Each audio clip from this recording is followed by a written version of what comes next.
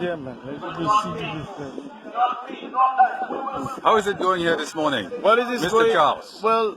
Your efforts have been going far and wide, not only across the nation but around the world, really. Because the problem remains in Dominica. We fail to stand up for things that are wrong. We cannot have a welfare, a health, and health services that is not investing of the betterment and the better lives for our people. The nurses is what we have, the human resource. And we fail to, you gave them something 2 months ago, which is a little allowance for transportation. And then within a month or two, you are removing that allowance. You said about the uniform allowance and it's peanuts. You made mention of $5 million. $5 million is not enough money to put in a healthcare service. It's not even enough to run a countryside health center. We're talking about a national issue. Equipments in the hospital are not functional.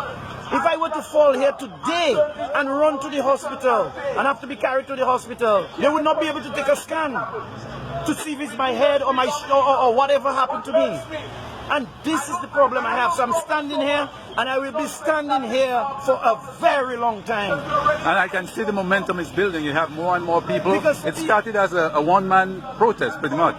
Yes, but what it is that these individuals are taking it on their own. And that is a fact. They too have a conscience of their own and believe that the system needs to be changed. You know, we cannot continue like this. We have to do what we have to do. We have to do what we have to do, and that is to improve the healthcare services in Dominica. More so, increase the civil service, improve on it, and do what we have to do. The police officers, the good ones, I keep saying, needs to be, they need to be motivated. They need to get what they have to get. They need to be promoted. So we have to do what we have to do as a people. I was chatting with Henry yesterday and pointing out that the professional people, the people who have training of substance, of integrity, they're the ones who don't have to crawl and beg and grovel for crumbs from the table. They're the ones that need to stand up and to speak out, and we are not seeing that enough in Dominica. Everybody is just lying low. I am pleased to say, at least today, I have seen Dr. Sanford came here with his placard. He had to go to deal with some emergency, so he had to leave. He was standing in solidarity, and we will continue to do this. Our professionals need to stand up. This is Dominica. This is democracy. This is what the world preaches. And yet still, we are in our little shackles. Somebody's holding us down. For what? And when you and your uncle or your auntie or your nene or your power get sick, and it happens to you, then you feel the pressure. Yes. So let us just fix all of that so everybody can be better. Let me say a couple of words to a couple of your other folks here. Happy, you just want to say hi and make a contribution to the dialogue. Morning, Doc. How are you? Wonderful, thanks. Well, you know, what's interesting is that this is a year and 3 months just about since Hurricane Maria. I was actually in the hospital. You were a patient in the hospital? I was a patient the week before Maria. In fact, and I had to leave Dominica on the Sunday just before Hurricane Maria came the following day, Monday, to go to Martinique to get care and attention because we didn't have the facilities in place in Dominica. And relatively basic care and attention. Absolutely. Because you were not critically ill. No, it was just to get diagnostic tests done. And I couldn't have it done in Dominica. I mean, I frequently order like an abdominal scan. Absolutely. And, you know, they'll tell the person come in January. And, you know, and this is ridiculous because the person would have been dead already by the time that scan is done. Absolutely. And that happens, that is a regular basis here in Dominica. Lofty? But during the time that I was in the hospital, Doc, I must say, I mean, I observed the nurses, the ward aides, the domestics working under tremendous pressure, but a lot of delivering a caring service. The sisters on the ward going the extra mile, training the young nurses, showing them how to do things, how to get things done, and doing their best to ensure that the patients were aware that there were some caregivers on call 24/7. And it occurred to me, talking with them one-on-one, that there was little or no recognition being given to them. Some of them did speak to me about the transportation issue, because remember, I was overnighting in the hospital as a patient. So they would have to leave at 8:30, and I asked, how are you getting home? I said, well, Mr. Martin, I hope I get a bus, I hope I get a VEP, you know. And it occurs to me that in the public service, in the state service, every day there are hundreds of vehicles that are parked after 4 o'clock. So it's simply a matter of redeploying and assigning a personnel carrier vehicle from one ministry to be available to the hospital. Just basic management. Just basic management. It's a management. And one of the beautiful things about this, protest going on is that people at work, they come and they spend a little time and they go, and everybody's, lots of people, an increasing number of people are hearing of the struggle and are showing up and making their presence felt. Absolutely. Let me still get a couple more views before I move on. Sir, you were saying, and your name again? Marlon. Marlon. So Marlon, why are you here today? Well, just giving support in understanding that we need help. The nurses need help. The people of the country need help. So we are here just standing in solidarity, trying to make this voice be heard.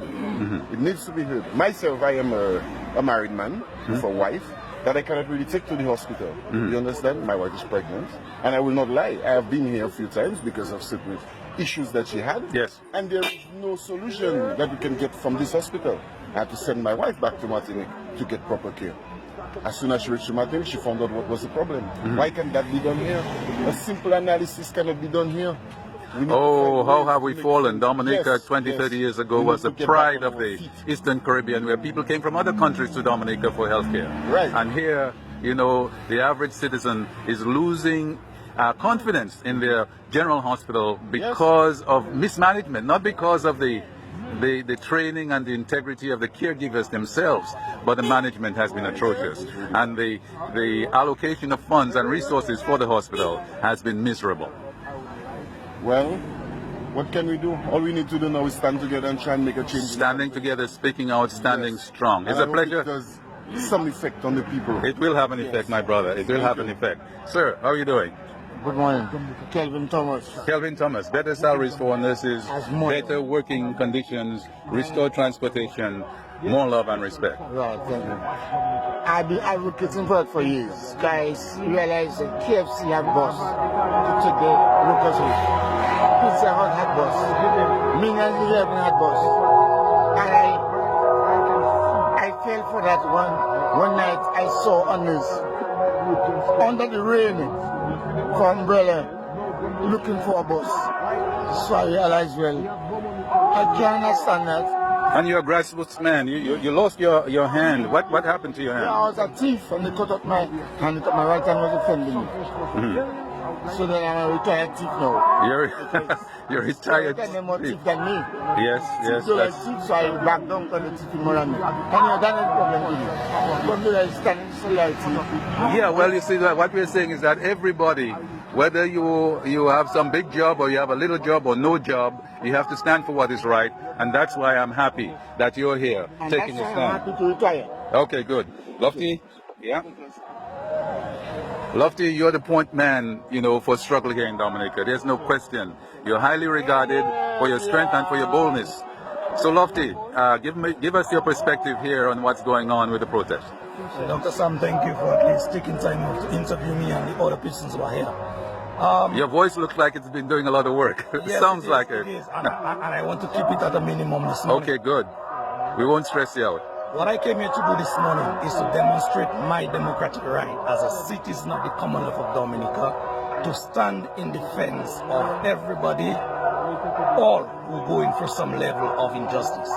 The injustices this morning we are attending to, it is the nurses, doctors, everybody who is in the healthcare situation this morning. They are basically under the gun, as it were, as it pertains to their rights. They are not being treated properly. They are not being paid properly. There are no medicine at the hospital. There are situations that making their work plenty difficult for them.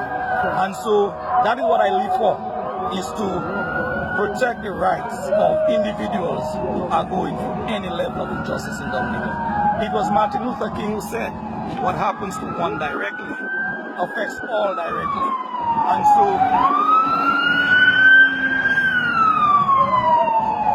so yes, today is the nurse's turn, today is the doctor's turn, today is the ward's turn. Tomorrow it may just be your turn, Sam. Tomorrow it may be you listening via Facebook or watching via Facebook now. So we ask you, this is nothing political.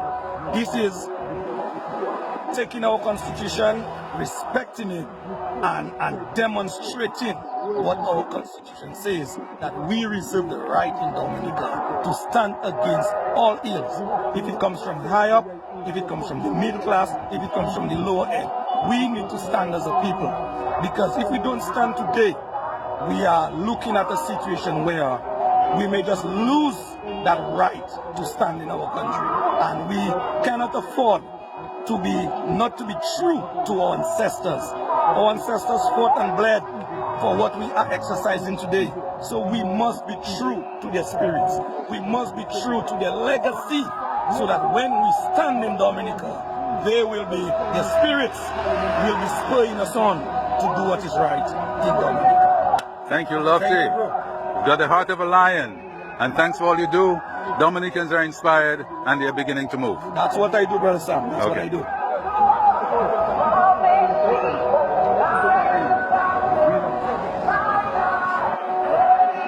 You were behind the megaphone, yes, and you were speaking your heart out. What do you think of the protest here this morning, or the past few days? Well, I'll tell you this. Introduce yourself to those who don't know you. I would assume most people would know me, but my name is Cecil Moses, otherwise known as the Daddy. Big Daddy, if you will. Bona fide Dominican, patriotic to the bone. I love this country. I love this land. I love my people. And we're standing in my neighborhood. This is good. This is where I was born and raised. Alright, so it makes it a little more significant for me to come out here and support my brother. Well, we've grown to his brothers right now in support and solidarity of the nurses. Alright, but this is bigger than the nurses.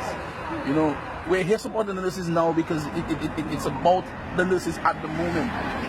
But nobody has been unaffected by this regime and the things that they do and the crazy way that they go about doing it. Now, this may not be, I may not be here for necessarily a political reason, but everything stems from that.